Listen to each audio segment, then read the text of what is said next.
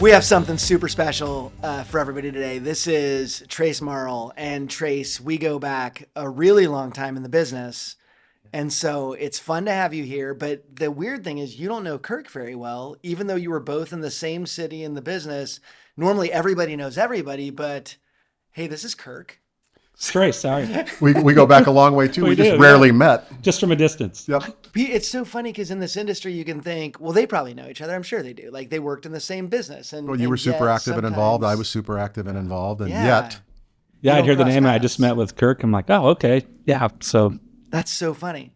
So welcome. Thanks for coming in. Thanks. I'm so excited about this because we can go so many directions. You have a history that is super powerful. Like you've done a lot of really big things in the industry. You were kind of revolutionary in your time. You were innovative. And so we're going to get into all of that, but let's start with just, chatting before we started up. You were in the military. So Yes. You're our third guest that was in the military. Can you talk just a little bit about that? yeah, I went in there pretty much out of high school. At first, I grew up from a family of military people. So that was always in the back of my mind, and played Army men growing up and all those things. And so, when it was time when I graduated, whether to go to school, go do a different thing, my dad, very blunt, honest man, said, you're not that great of a student. And I was that kid that wanted to have fun and was always talking in class. My mom used to keep a scrapbook. I actually have a little letter from a 6th grade teacher asking my mom for help because she was tired of competing with me for her class because she was losing. And so Same. nothing ever changed. So my cousin at the time was having some issues at home. And so I'd taken him up to the recruiter and they were telling him everything about it. And I was like, wow, there's a lot to this. I'm like, hey, can I take the test? And so took the test and did well. And he said, you do whatever you want. And I'm like, okay, I'll do it. And so went home that night. I had not even told my parents. So we had dinner every night. How was your day? How was your day? I'm like, join the Army. What? Yeah, I'd kill my kid now, but not for joining the military, but for not talking to me about it. So yeah, that was an interesting dinner that night.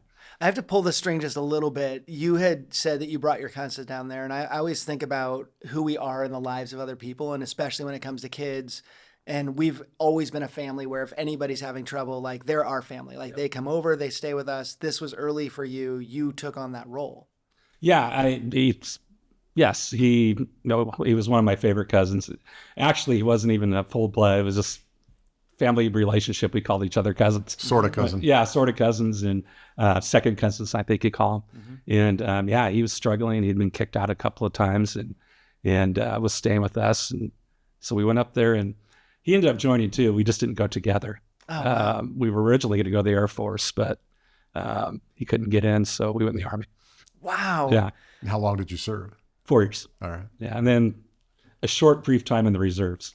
Okay. Yeah. It was a hard transition. Yeah. Yeah. And then, of course, straight from there, right into mortgage.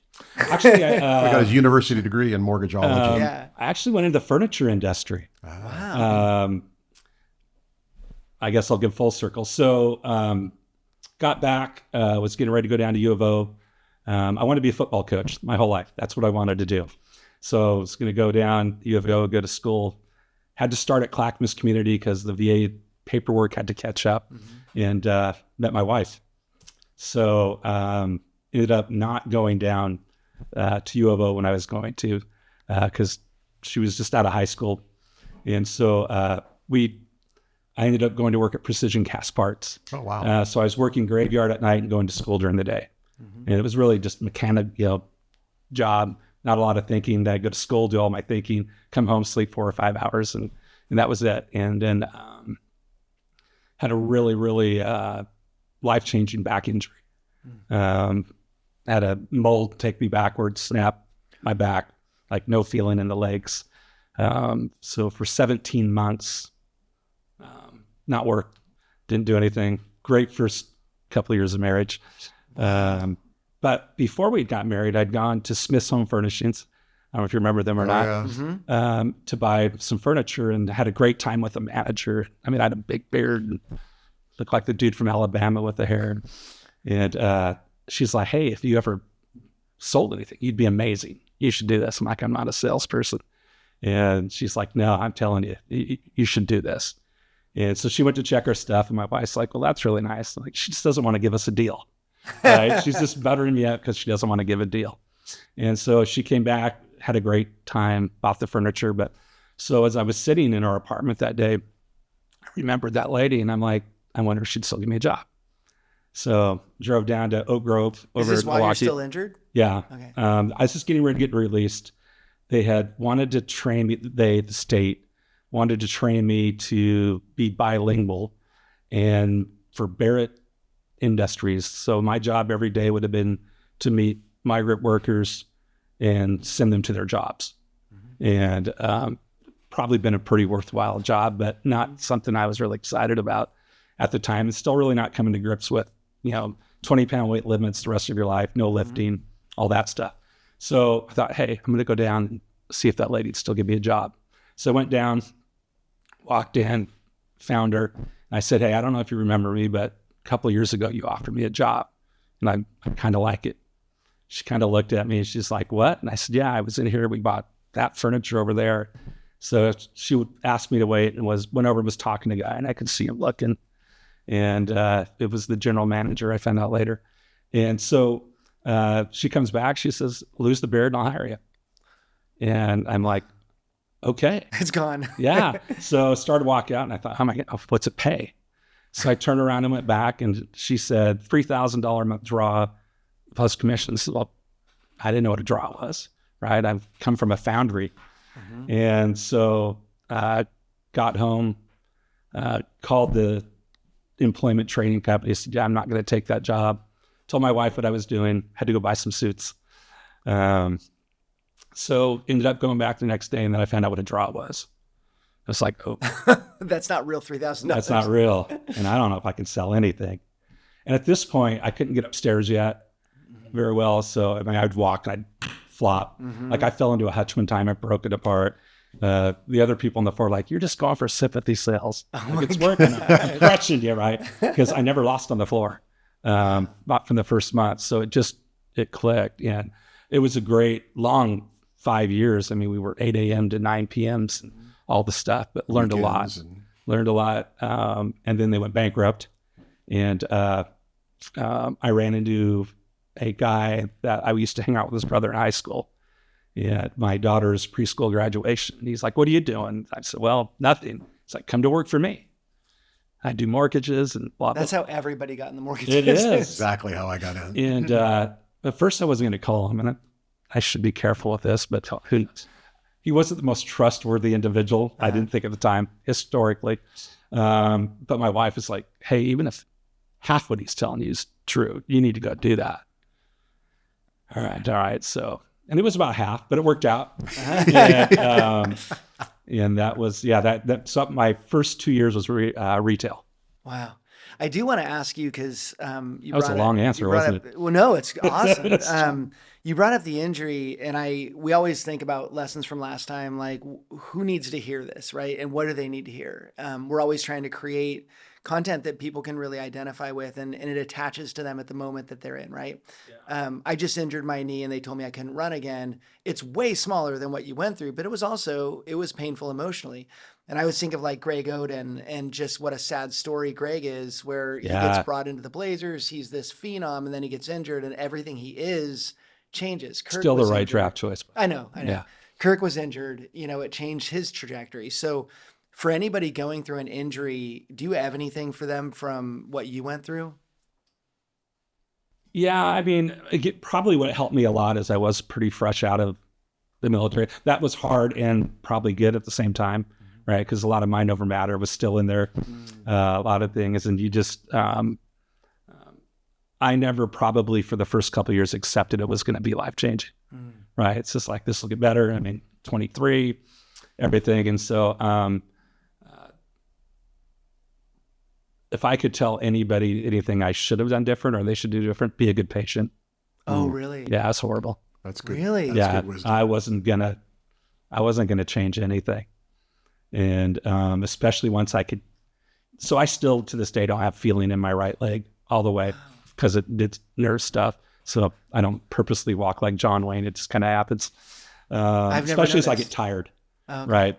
But probably some of the things I should have done better probably could have helped a lot of that. But was your intent to play ball at Oregon and then become a coach? Was that no, just a coach. I was never going to be big enough to play ball. Got it. High school ball and at Fort Hood in the Army. But yeah, nothing at that level. Wow. But yeah. Be a good patient. I think we could all use that. Yeah, that's probably what I got wrong I'm still early horrible. on. Yeah. I do better now because it just hurts too much. But back in the day, I was a horrible patient too. Yeah. It's hard to think you're not invincible. Yeah. Yeah. Especially, when you're that age. Yeah. Yeah. I still run every now and again, just like 100 yards, 200 yards, be like, like, See, sucks to be my doctor. Yeah. Look, I can Told do better. you I could do it. Yeah, but So that's a what great year call. did you get into the mortgage biz? What year was that? Where are we at now? 95. 95. Yeah. So it was funny because the guy had me meet him out at, which is Cruise Way now, at these big offices. And again, I'm a reluctant participant at this point. But, I worked tons of hours, holidays, always late to Christmas when we were in the mortgage industry. Mm-hmm. So he's telling me you can make more than you were, less hours, no weekends. That was the lie part. So I get there in these big, beautiful offices, right? Oh, and he's on the phone. He's going through leads. He's like, that would be it. And he's just, I'm like watching. I'm like, wow, this dude's legit. Okay. So I'm feeling better about things. And then I get home and I'm getting ready to leave. And he says, meet me here tomorrow. You're in, right? I'm like, yeah, I'm in. So that should have been my first clue that it wasn't meet me back at this office, right? So next day, get out there. It's out on Shoals Ferry Road, and it's a house. And go up, knock on the door. This guy opens up, and I swear this is true. I'll even say Dan Higgins. I don't know if you guys know Dan Higgins. He's been around a long time. He's in boxers and like a wife beater. And he looks at me, and he reeks of tequila. And he yells, Martin, another one of your guys is here. So I walk in the house, we walk down the stairs. There's like 5 guys crowded around a computer. I'm like, yep, here we go. What is happening? So he looks at me and I just walk out. Right. And he follows me out and he's like, we're getting an office in 2 weeks. I'm like, he's like, no, seriously. And come to find out, if you remember right, at that time, you only had to have 3 years in the business and then you could become a branch manager or own your own branch, right? Because we were all brokers at the time. And so he'd only been in the business like 2 months. He'd gone to Mortgage One, decided that, hey, I don't want to wait 3 years. I'm going to find the most burned out, tired dude, and I'll put up the money. He can put up the time. Name. Yeah. Yeah. So, wow. I mean, he couldn't even read a credit report yet, hardly. But it all worked out. And then I brought a bunch of guys over from the furniture industry. And it had a good time until I found out what wholesale was. Yeah. What's funny about your story is there's people who got in the mortgage business in the last 5 or 10 years who can't relate at all to what it was like back in the day. And that is such a perfect story of what it was like back in the day. Yeah, just 3 years. You didn't have to really know anything. You just had to hang around 3 years. And man. You too could be a broker. I just saw a Facebook post. So this person commented on a Facebook post and I recognized the name. I'm like, that's her. And it was when I was in AE, it was a loan officer working out of her house they had 12 loans for me, all of them fraudulent. And I was like, is she still, still doing it. Still in the business. I don't know if she's still committing fraud, but I just remember walking into the house going, I'm in a house. Like, it's weird. Yeah, it was super strange. As an account executive for a lender, you expect to be walking into Cruise Way. Yeah. And yet here I am going, something's wrong. And then pretty immediately I figured out that was wrong. I love that you walked out there. You're like, yeah, no. And then you... I'd already expected the worst. And just seeing that, the greeting at the front door. And Dan and I are great friends now. I still talk, I love telling that story. And he loves being part of that story. So we won't have to, not talk about it. So you broker loans, obviously in some sort of leadership position because you brought in some people from the furniture business. I wasn't. Okay. It was just working out for me. Right. I mean, I think my first or second month I'd done 8. And I just, I knew there was other guys, and there was guys that I liked. One of them was my old assistant manager, and then some friends of mine. So I'm just like, hey, this is working. And I wasn't even going to do it forever. I was supposed to go to work at a Lazy Boy store when it opened. A friend of mine was running Lazy Boy, and he's like, hey, when we get the clock in the store, you can come run it. I'm like, great. I'm going to go do this in the meantime. And make a couple bucks. Yeah. By the time he called, it was like 7 or 8 months. I'm like, yeah, I'm kind of liking this. I think I'm going to stay doing this. Yeah. And what's funny about your story is you became how the mortgage business attracts other people. Yes. Hey, buddy at the furniture store. Yeah. You ought to check this out. I mean, yeah, this is awesome. There's money over here. You should check it out. Well, and for me, the freedom aspect of it, right? Because I was fairly new dad. We had my son 2 weeks before our business closed, right? So the freedom, because when you were at the furniture, you go in at 9, you can leave, right, until the last customer was out the door. So the fact that I could actually go and come and need and stuff, that, I mean, and get paid for it, that was just a huge, weird concept for me because I'd never had a freedom job, right? So that was, there was a lot to sell. No Guess kidding. we're still doing it. Yeah. Yeah. That's amazing. That's an amazing story. Yeah. So how does it progress from there? You have some success. That's actually quite a substantial amount of success for a young guy in his first couple of years. Yeah, it went well. We started getting subprime was starting to happen at that point. And this is where we tell the story about how we destroyed the economy, right? Single-handedly. We as an I think we had help, but we had lots of help. we started getting AEs in the office. Remember when the first one I think I ever did was through Ford. Oh, wow. Jeff was the guy's name. I can't remember his last name now. And then Admiral Mortgage started rolling through. And then Saxon, David Angelos, came in, and David started becoming my go-to guy. And as we started to get going, then he got promoted. And he's like, you need to get away from these guys and come do this. And I'm like, what would I do? He goes, same thing I'm doing. He said, but you would be me. And I'm like, I don't know. Yeah, I'm this is going good. And so, but he was persistent. And, you talk about destroying the economy. Admiral's not around anymore, is it? Nope. Oh, good. So I'm giving Admiral story. Disclaimer. That's when I really knew life had changed. Is I had this gentleman that was a landscaping guy, and he wanted to get a house, and I got all the way through it. And I still wasn't even, I'd done like 5 loans before I knew what DTI was. All right. I got one turned down by DTI. And when I went and asked my manager, what is this? He's like, call the underwriter. I didn't turn it down. So I called this underwriter, Diane Landers. Loved her. She'd been around forever. And she's like, you're kidding me, right? And I said, no. She goes, who do you work for? So I told her, she goes, all right, here's the deal. You have people help you out through along the way. This lady helped me probably more than anybody. From unexpected places. Yeah. And she said, are you married? I'm like, yes. She's like, call your wife, tell her you're going to be late tonight. And she goes, I want you to go to the liquor store. I want you to get a bottle of Jack Daniels, and I want you to meet me over at my office. Oh, what? I said, okay. So I did exactly what she said. We went in there, and she spent like 4 hours with me and about half that bottle.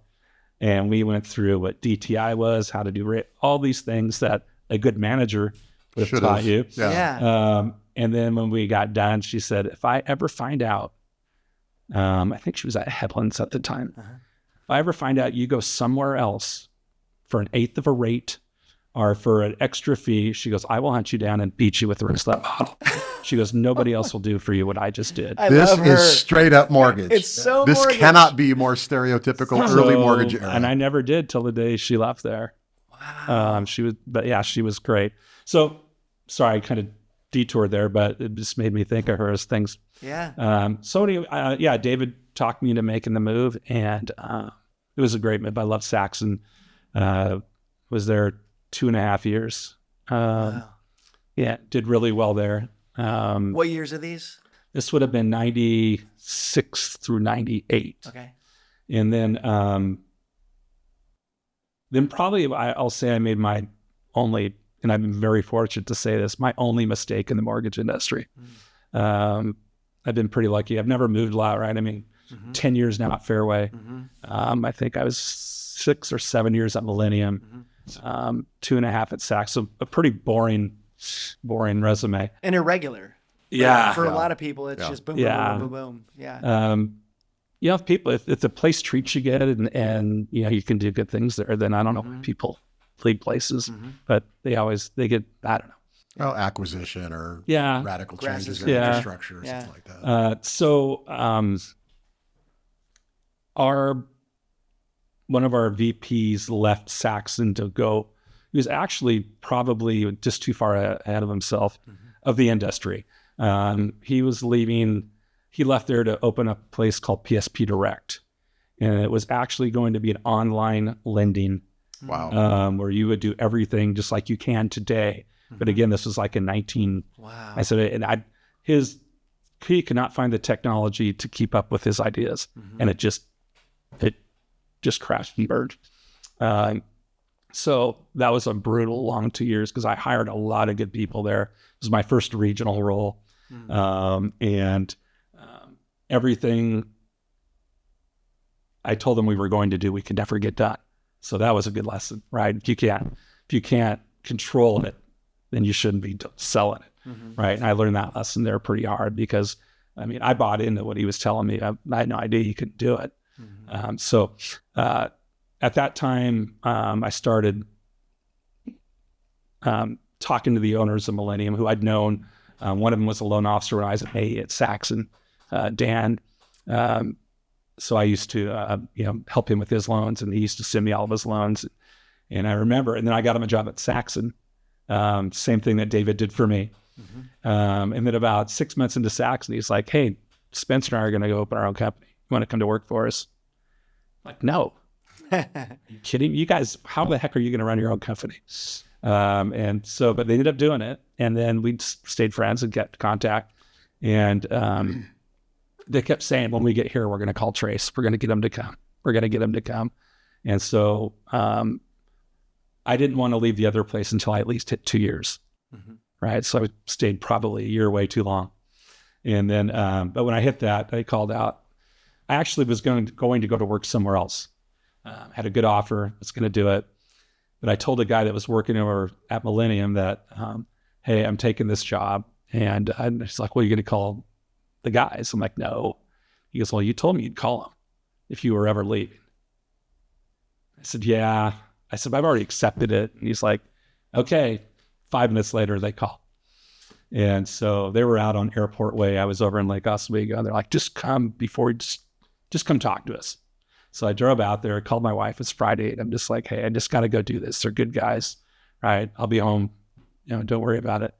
And by the time I left there, I had to go home and tell my wife that I took a job for about 20% of what the other place was going to pay me. Oh my God. But there was a lot of upside. Yeah. And so they were a startup at this point.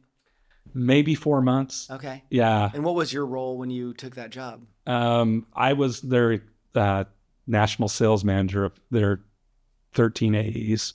Wow. Doing like 6 loans. It's horrible. Oh my Great gosh. title though. Yeah. Yeah. I felt, yeah. Our national was Oregon and Washington. Yeah. Hey, look at them, a card, right? But they were passionate, and I got excited about it, and it was a great 7 years. I mean, we did a lot of good stuff, did a lot of loans. Yeah. So for those listening who aren't from here, this was our only regional, one of our only you were the only Vancouver-based wholesale lending company. I think at the time they were the largest employer in downtown Vancouver. Yeah. So this was kind of a big deal here locally. It was also solely subprime. Yes. So it was. We had a sister prime out of San Diego, partner. But this, we were all subprime. So you're building up. Were the 14 AEs already on board, or did you build that part? They were. We cut them down to 4. In that first 2 or 3 months. And then I think at our largest, we had 90. And what year was that? That we had 90? That would have been 07. Okay. Yeah. So you built up in a pretty cool industry where you could bring new products to market. You're competing against everybody that already exists. So I always like looking at new companies and what's your like pitch to compete against these guys? For us, I mean, we obviously big deal local. We big deal that, our A's were, at that point, nobody had any product that nobody else had. I mean, you think of some of the crazy products. I mean, I think we had a no ratio with a 680 score. You could do 90%. We just wanted your cell phone number. Oh my gosh. I mean, some pretty stringent guidelines. Yeah, it was horrible. Someone would want to give you W-2. No, can't see that, right? I mean, just crazy stuff. Yeah. So, I mean, it wasn't really product. It was really about service. And we were pretty, on top of our guys. If somebody calls, you answer the phone, right? Unless you're with somebody, then you call them as soon as you get out before you start your car. I mean, it was more service oriented and availability. If you are watching this podcast and you're in the mortgage industry and you haven't checked out the Knowledge Coop, you definitely need to dive into the Knowledge Coop. In there, you will find content and community that will help you grow as an individual by learning everything there is to know about the mortgage industry.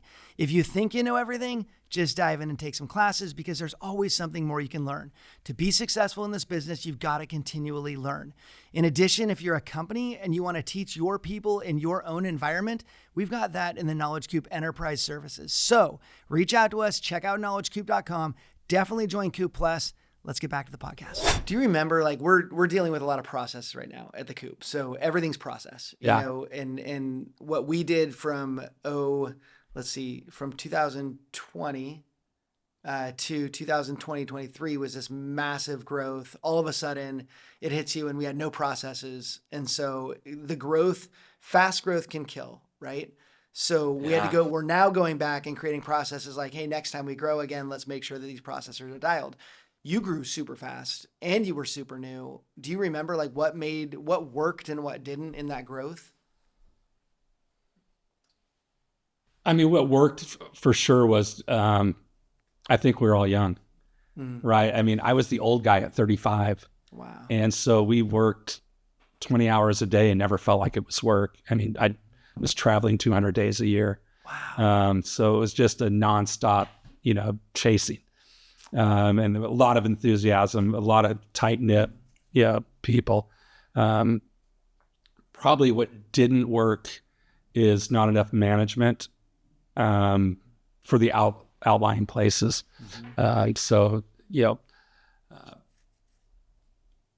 did all the hiring, right? Instead of the managers out there doing it.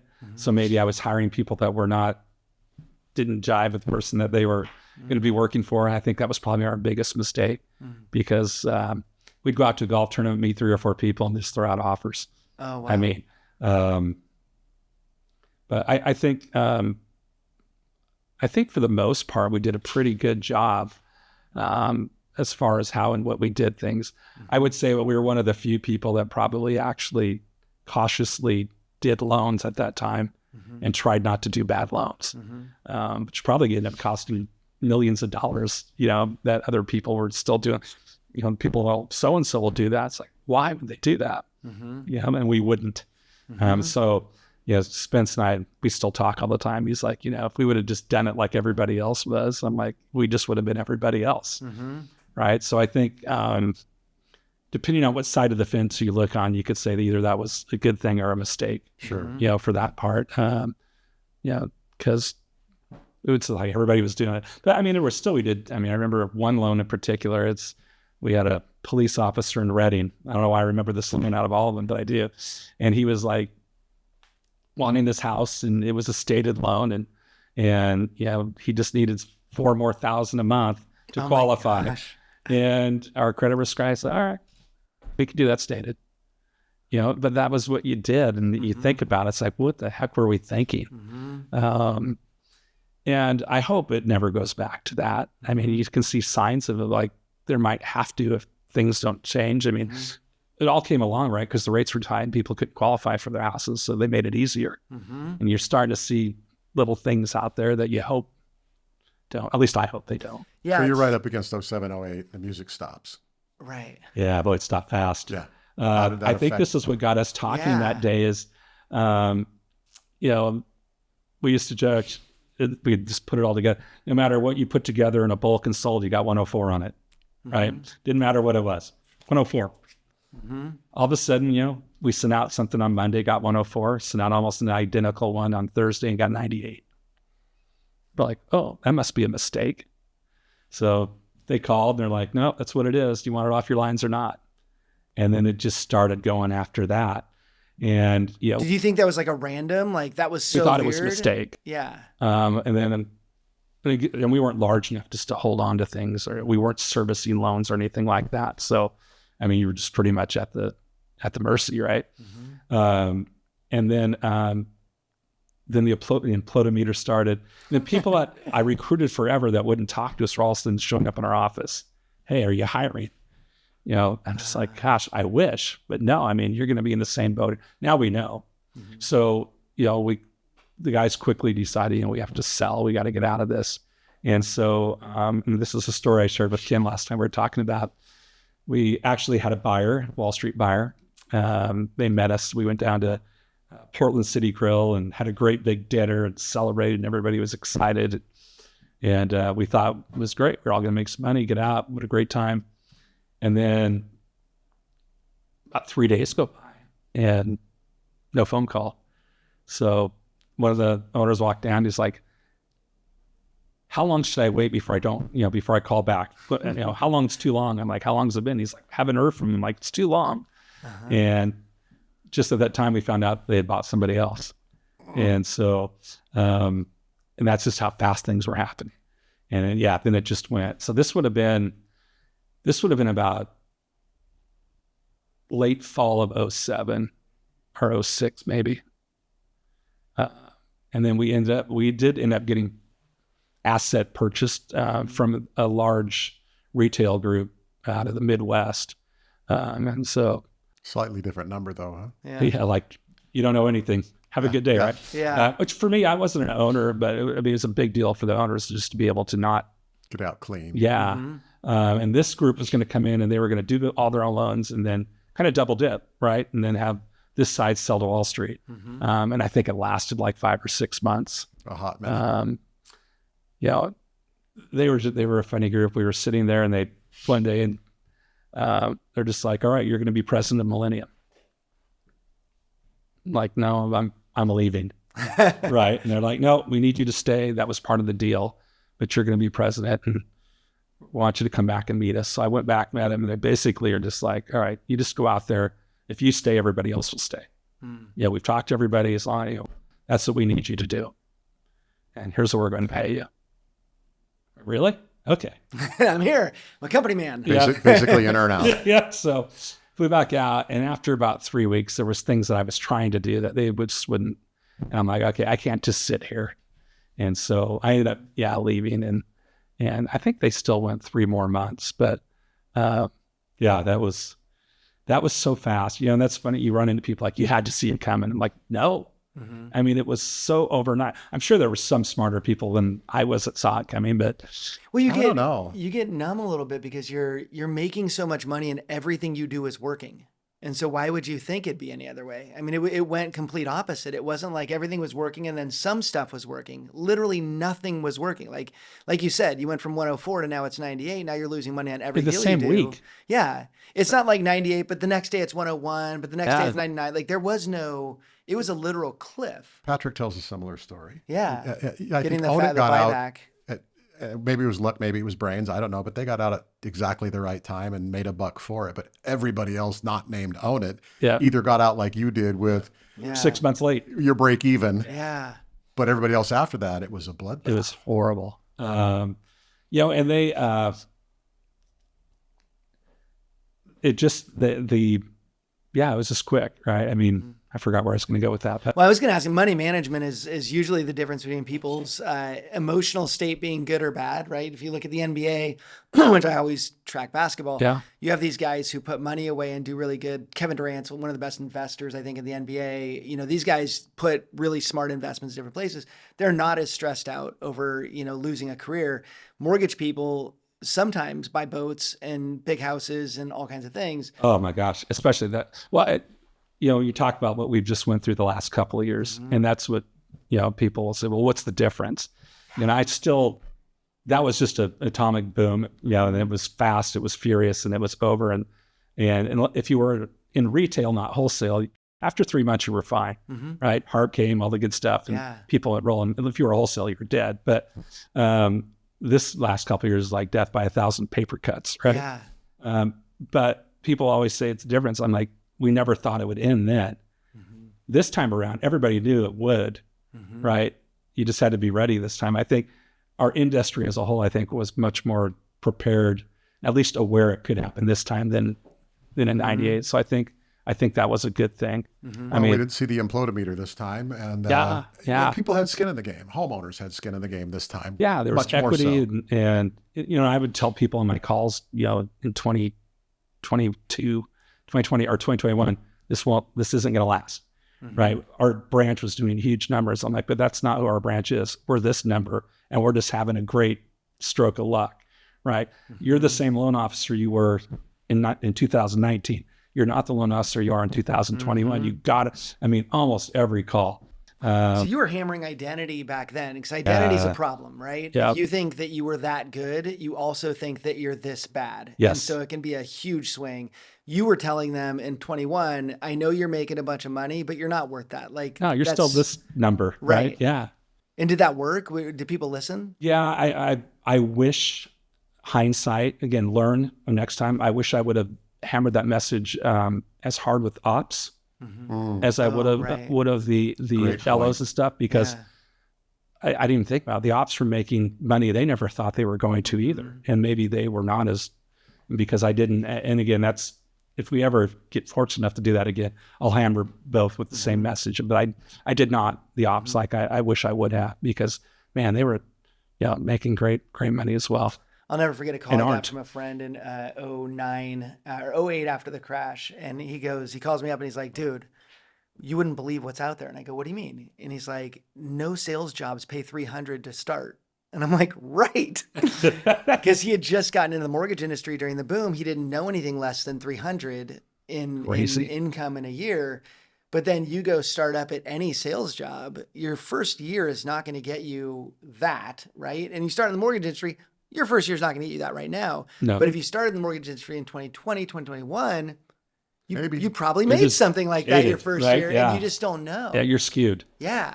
It's a brilliant point about ops. So LOAs, processors, were all making per file bonus, and they got really used to it. And they didn't come from a world where if you're an intelligent loan officer making good commissions in the boom years, put it away. That was really devastating to them. Probably my biggest mistake of 2021. That's interesting insight. Yeah, I failed that. Well, hard to perceive that when you're more focused on the sales side of it, even though you're responsible for ops. Your primary job is to recruit and retain and educate and equip salespeople to go drive money. And because we always had this philosophy that revenue solves all of our problems. Yeah. Cures all. That sort of does, but not without perspective. Yeah. So next time we'll be more ready for that. So when you left Millennium, when that whole thing happens, you're like, I'm out. Did you take some time for yourself? I did. I mean, we had to let go of really some great people, right? They'd been there a long time. I think we had 475 people. Wow. Did it in 3 waves.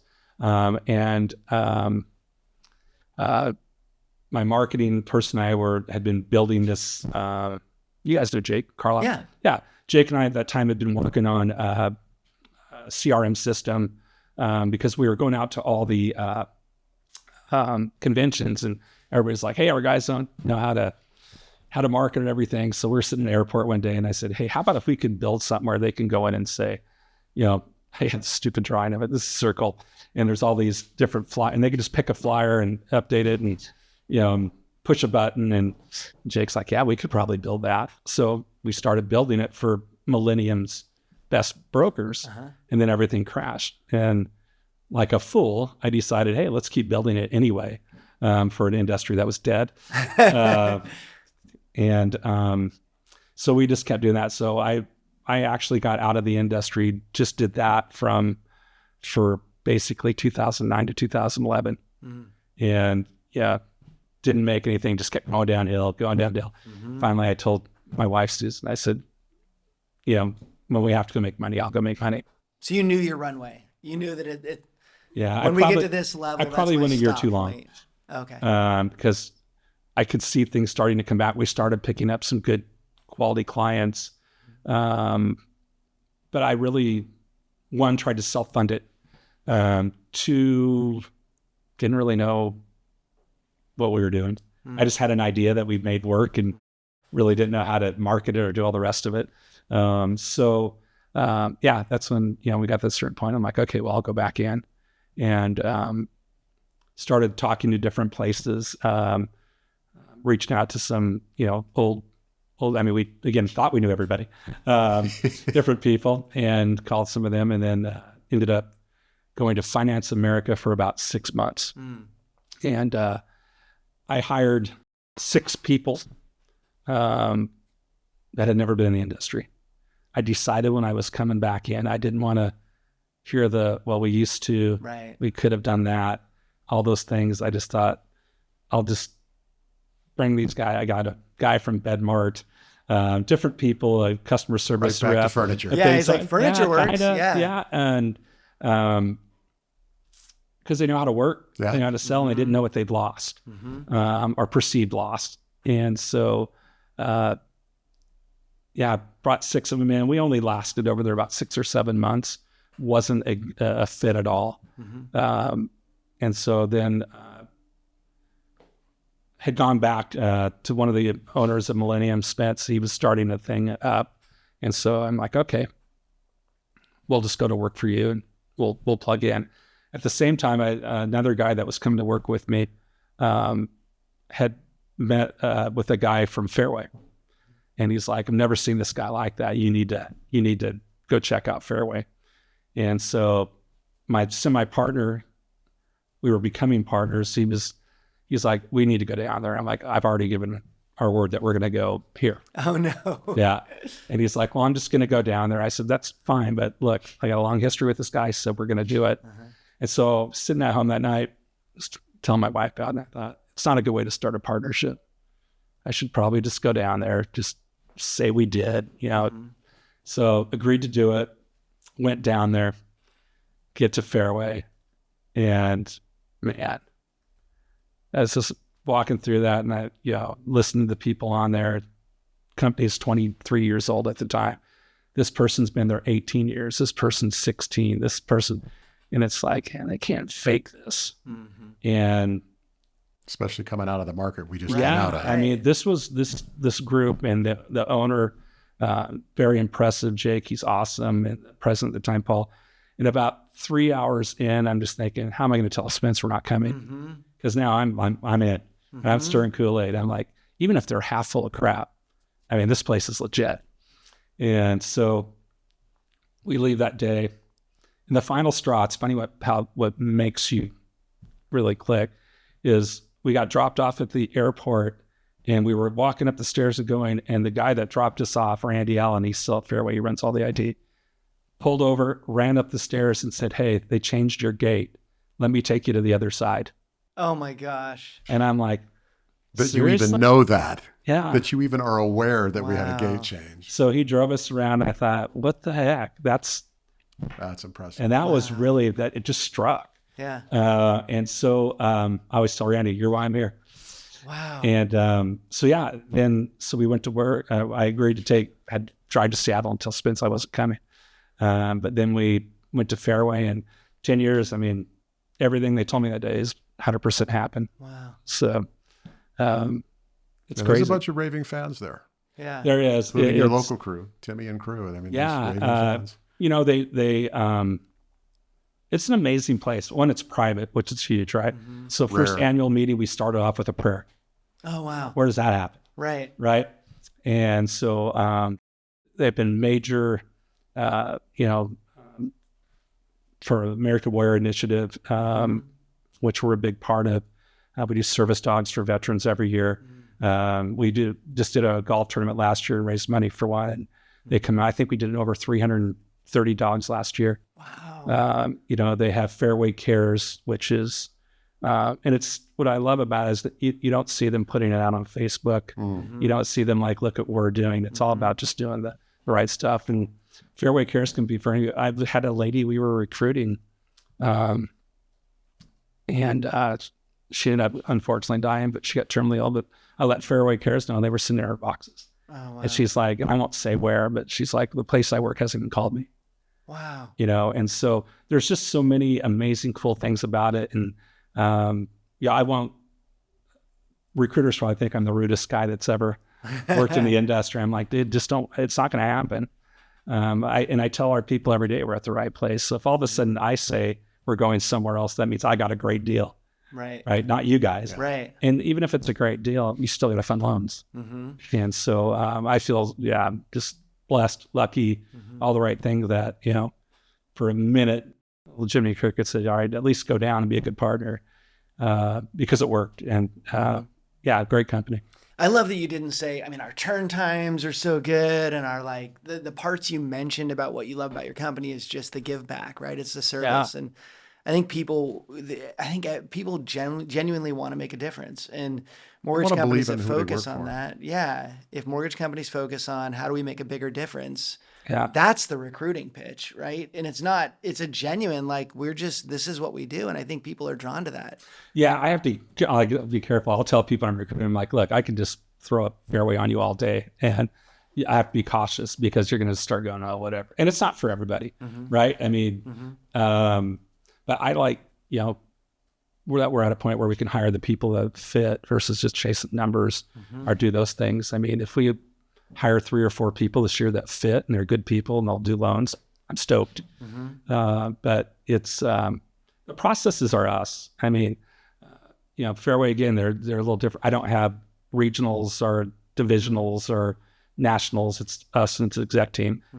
I run my own business as long as I get to run it correctly and we stay in the black, right? I don't, you know, have to ask 6 people to do something. We have our funding in our branch. We, our processing stuff. And so it's set up for success. So if you're not successful there, I always joke that if something's wrong, it's something I screwed up because Fairway's dialed, right? Yeah, you don't have those 6 people that you have to get stuff approved by, and they also don't have those 6 people that hit your rate sheet. That takes, you know, a week to get back to you on something as small as a, you know, again, there's a lot of great process stuff that I could bore you with, but what really, you know, culture is way overused. But it truly was the culture of the people that on my Fairway day that day that you just like, man, they can't fake this. They just can't. And I mean, it's great. I said, I got to be careful. I could just throw all that. I tripped the odometer at 62 this year coming up here in May. And one of the things, it's the last phrase on our title of our podcast that I've been preoccupied with lately, which is last time. Because the older you get, the more you realize, like, my mom's getting quite old. There will be a time where it's the last time I see my mom, right? You know, there's all these epochs in life that are transitioning as you get to a certain age.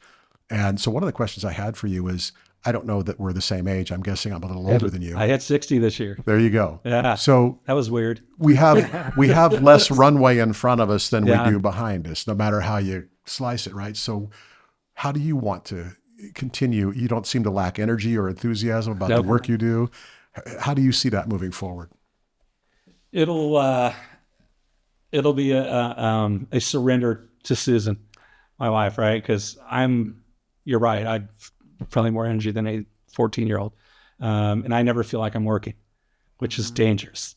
Positive, powerful too, though. Yeah. So I always joke, there's this gentleman in Wisconsin. I love this man. His name's Pete, and they call him Pistol Pete. And he's 80, gosh, he might be 90, and he's still working. Wow. And so, you know, I always look for him at, I'll have to show you guys a picture after with Pistol Pete. He still works. He goes around to the branches of Wisconsin. He gives you the pistol, and oh my God, and still goes to Wisconsin Badger football games. And so, I mean, I joke that I could be Pistol Trace. It could happen. But more than likely, wow, I haven't even thought about it. 10 years?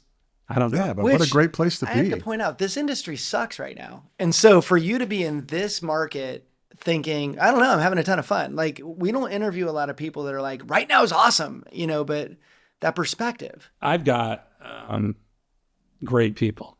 Less than I had 2 years ago, unfortunately. I mean, that was hard.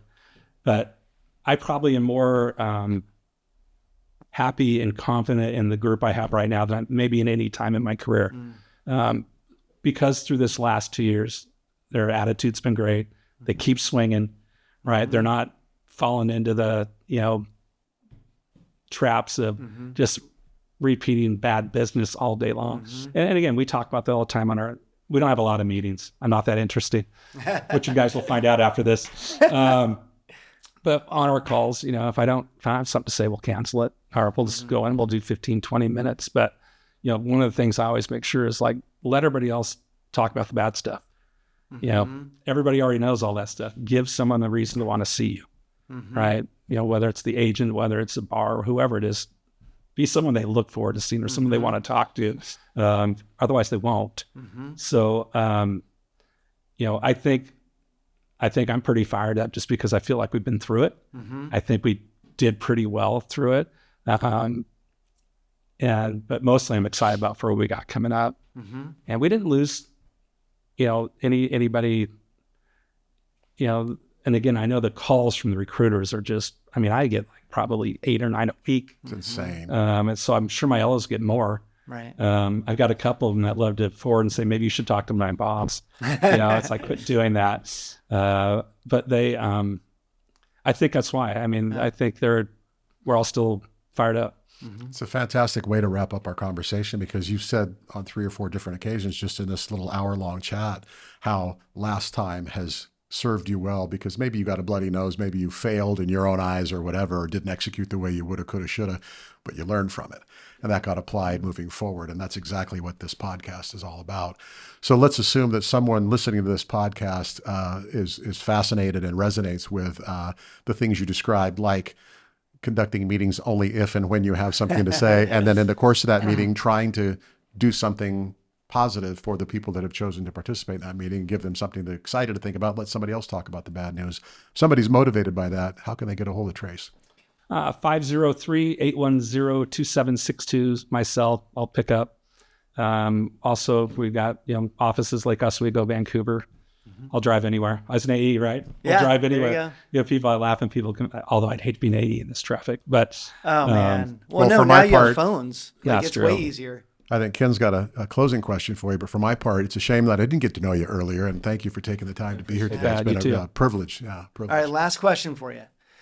You, having been through all the things you've been through in life, in business, if you were to go back to 12-year-old Trace and give 12-year-old Trace just one piece of advice, based on what you know now, what would that piece of advice be? Pay more attention in school, probably to start. I know, I'd probably just let them roll. It's worked out. Yeah. Everything's been good. Yeah. I love that you said that too, because I oftentimes think, well, I would have told myself to be better at school, but it worked out. So I think kids get on themselves about their grades sometimes, but you can turn into something amazing even when, it's a struggle for you early on. We tell our kids, school only tells you how good you are at school. It doesn't necessarily tell you how good you are at life. And there's so much more to it. So some of the best, Steve Jobs dropped out. Like some of the best CEOs of our time were dropouts. And so I think it worked out for you. And I think I probably just. I'm glad you didn't just be nice. Spend too much time, focusing on school, going to college, and then missing out on this opportunity that you've had to change a lot of people's lives and be the leader that they hoped, that they could have, that's gotten them through, that told them to never forget their identity, that, prepared them for those things. People needed that from you. School may have changed that. So, Sure. Dude, thanks for spending time with us. It was really Thanks for having me. And like I said, I try not to do these, but it's hard to say no to Ken. Well, what you had to say was a powerful message, and people are going to receive it really well. Absolutely. Thanks.